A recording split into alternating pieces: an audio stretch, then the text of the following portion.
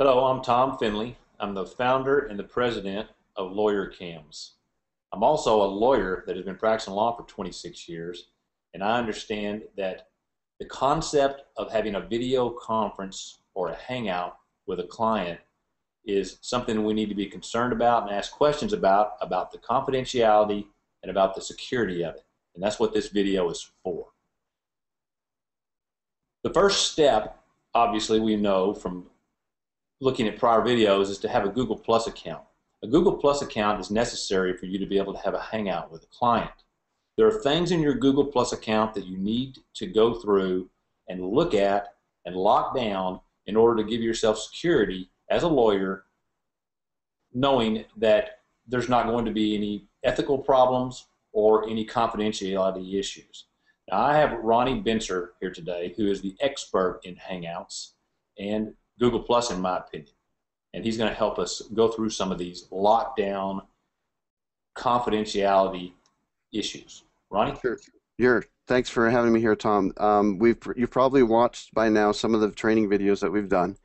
And some of the big questions Tom's really brought to the forefront is how secure is this process? And so I'd like to help you feel comfortable just by understanding that Google Plus, as the platform that's holding this tool, is a secure platform. In fact, Tom's going to read to you again some of the information that he received from the people at Google Plus based on our request for a statement of confidentiality. But before we get to that, the bottom line is Google Plus by default is built to be private.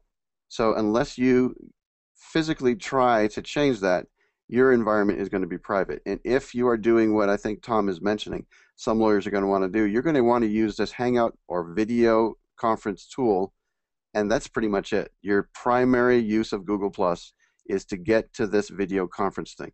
So you're not going to be being social on the social network. You're using it for the tool. And so as a result, we can lock things down so that you, as the lawyer, totally control the conversation. Nobody can reach out to you unless you've reached out to them first. So you have those capabilities by changing what are called settings as to who can communicate, who can even comment on anything that you've got going on, and you can adjust that and control that and eventually loosen it up if you wanted to, or keep it totally locked down. Totally your choice. Well, that's perfect, Ronnie. Now, where do we go to? Let's talk about our Google Plus profile. Where do we go to lock the profile down? There is, when you get into Google Plus, and just as a quick reminder, if you are the lawyer, you're going to need a Google Plus account. If you're working with your client, they don't need to have a Google Plus account, but at a minimum, they need to have Gmail. It's better if they have Google Plus, but as a minimum, Gmail. But as a lawyer, you're going to have Google Plus. So since you have that, you're going to look, when you sign in, on the left side of the page, you'll have a little picture of a house that's sort of like your home, but it's also the place that's easy to get to the settings panel. Well, where do we go in settings to be able to lock things down where clients can't communicate with us, and that we can feel safe having our profile, not having to monitor it every day to make sure that there's something on there we don't want? Sure. In the settings area, within that, there's a subset called Google Plus settings. And when you get to that point, you'll have a bunch of checkboxes that says, for example, who can comment on my posts? And you can say nobody. Right. Or you can say only those that I have in my circles. Or there's various levels of what you can allow there. So basically you turn off lots of checkboxes, or you turn on certain checkboxes to your particular liking, and you can totally control the flow of the conversation. If it gets too out of control, isn't there an opportunity for us to disable this whole Google account if we want to at any time? Yes. If you, for example, needed to just shut it down, you just shut it down. Just turn it off totally, and as a result, it's gone. I would hope that we could catch it before then, but things being what they are, if you needed to, you can just shut it down and the thing is gone. But in your expert opinion, if we go into the settings tab and we conscientiously go through and click all the appropriate boxes, which are pretty clear on how to do, and just basically lock this thing down where only we can access and post and comment on our own account, we should feel pretty safe as lawyers. I would think so. But we do need to have the Google Plus account in order to be able to have video conferencing hangouts with clients. So Let's move on to that. All right. This is a statement that was given to me by Google about the security and the encryption of Hangouts. Hangouts keep your information safe and secure by encrypting all your communication, including audio and video media streams from your machine to Google servers. This helps protect your Google Plus Hangout conversations from being accessed by third parties. I was very happy to receive this. I think it makes it, as lawyers, we should feel pretty secure about moving forward, having these video conference chat Hangouts with clients. Let's talk about Hangouts, Ronnie, and let's talk about one-on-one Hangouts and whether they're truly private or if there's anything that we can do to make sure that they're private. My understanding is they're by default, like you said before, they're automatically private unless you make them public. Is that correct? That is correct. In fact, let's talk about briefly before we get into the details. There's two kinds of Hangouts. The first one, which is what we're primarily going to use, are called Hangouts, or a lot of times they're called private Hangouts because of the fact that they are private. The second kind is called a Hangout on Air. And a Hangout on Air, you have to actually click some buttons specifically to do that, so it's never going to happen by accident. In fact, it's much more difficult to do a Hangout on Air, and what happens with a Hangout on Air is that it's public. That is sort of a form of advertising, or you're creating a TV show, and that's not what we're going to be doing at all. So our communication with this Hangout tool is the regular Hangout or the private Hangout methodology, and it's relatively simple. We've made some videos to walk you through the process, but the bottom line is the methodology I'm encouraging all of your clients here, and I'm saying your clients, the lawyers, to use is utilizing what's called the events tool inside Google+. And think of the events tool as a container that controls or contains the Hangout. Hangout is inside the event. The event is very controllable by you, the lawyer, and you can control who it goes to, meaning you're going to confirm that you've got the right email address or the right Google Plus account for your client. Second, you can control who is invited to the appointment or the event. And what I, in the training, tell you is lock it down. Do not even let your client bring anyone else in. It's one-on-one, and that's it. And if you want to bring other people in, you, as the initiator of the event, have the control to add an additional party, but we won't even let the client add anyone else in. So it is that secure where you control the whole process. That's perfect. And I understand from when we have Hangouts and when we've done Hangouts that there's a box there that shows exactly who's going to be in the Hangout. Correct. And that's the event. So it tells you who's been invited, and then basically there's the date and the time. It's just like a normal appointment thing. Once you've got things set up, you both appear or you show up at that particular date and time. Instead of being in your office, it's just online. And that's one of the conveniences of why we're even doing this. So now that they're online, you're in the Hangout. At that point is when I, as a lawyer, should say, thanks, good to see you here. We're doing a one-on-one consultation.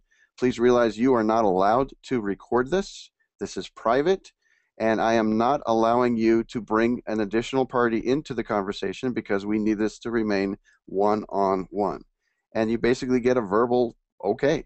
And then I would move forward. And for example, if the client did what sometimes clients do and they start poking around certain things, if they happen to accidentally, which is very hard, but accidentally invite somebody else into this meeting, you as the lawyer are alerted, and it tells you client name has invited someone else. And at that point, even before that other person has a chance to come in, you are given an alert, and you can say, I'm sorry, I cannot continue our conversation because we agreed this was going to be a private one-on-one. I'm going to have to leave. And bam, shut it down.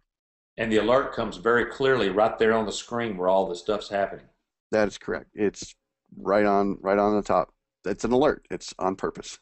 Is there any way that a client could record this with a standard laptop or standard? I mean, you'd have to have special equipment to record a Hangout, wouldn't you? You would. The average client would not have an idea of how to do that. If they are a technology client, then they might already have software to capture their screen. And that's why at the beginning, I would encourage you in the instruction text when you send it to begin with, point out that this is not to be recorded, and I would say it, I would repeat it as part of the beginning of the conversation, assuming that's your position or your stance on this. Well, I think most lawyers are smart enough to know that when that client, uh, if they're dealing with someone that has that capability, they probably, it's going to be obvious to the lawyer that that might be a possibility. Let's move on to when the event is over, when the hangout is over, it disappears. Just like if a client walked into your office and walked out, well, then that point in time is over and there's no other record of it. Isn't that correct? That is correct. There is something though it's good to point out, and I'd like to do that visually. But before we get to that, let's just point out when you start your Hangout, it never existed before the Hangout started. Once the Hangout's over, it's gone. There's no residue, there's no recording that's automatically done anywhere. So this is like they came into your office and then they left your office. During the time they were in your office, you were in the Hangout, and once they're gone, it's over. And again, it's encrypted, as we read before from that message from Google, and very, very private.